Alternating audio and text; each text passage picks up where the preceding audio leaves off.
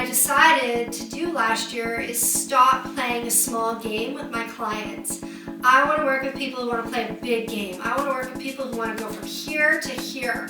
I want to work with people that are motivated to go away and do the work, to take action. They don't want to just sit back and twiddle their thumbs and play the wish-I game. I am the owner of Lisa Larder Consulting, or lisalarder.com.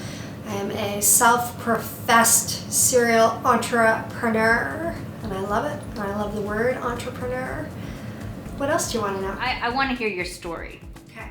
In 20 seconds or less, go. No, I'm just kidding.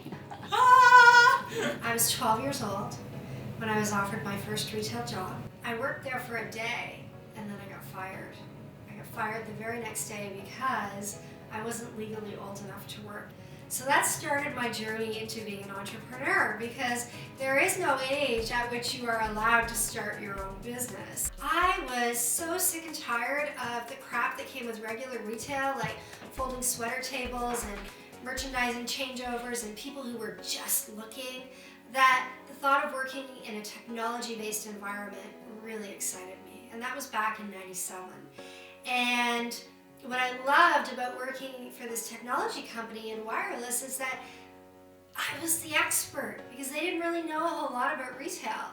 And so from there, I went from being a manager to an area manager to a regional manager, and for 9 years I learned and contributed on a completely different level, and it was a magnificent time of my life. But I knew that I still wanted to be an entrepreneur. I had wanted to be an entrepreneur since I was 13 years old. I just lacked the confidence. And my 5-year plan was, I wanted to be consulting within 5 years. I wanted to be teaching people what I knew how to do. I wanted to be inspiring people and leading people.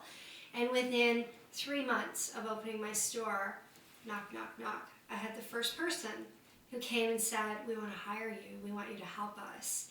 And it's been 4 years, and for the last 2 years, I've spent more time working on my consulting business than I have working in my bricks and mortar store. So once again, it was about the confidence, nothing to do with the money, all about the confidence. Because when you have to put yourself out there, it's scary. What if people think you're no good? What if people think you don't add value? What if people think that, you're not worthy?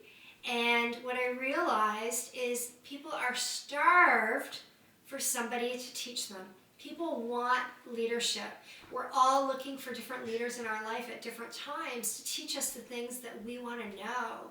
Whether it's how to use social media, how to build a business plan, how to have a difficult conversation with an employee. It doesn't matter if you work in the corporate world and you're a manager, or whether you own your own business. We are all on a path looking for more guidance in the things that we do.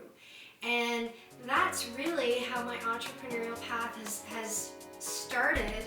And what I love about being an entrepreneur is when you're an entrepreneur, you don't say things like, oh, if only we had enough money, we could do this. Or if only I didn't have this job, I could do that. When you're an entrepreneur, you say, I think I'd like to create this. How do we make that happen?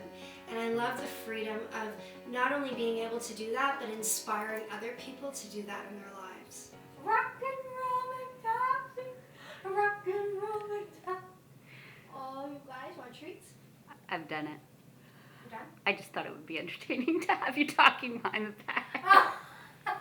Now you're going to be talking and singing.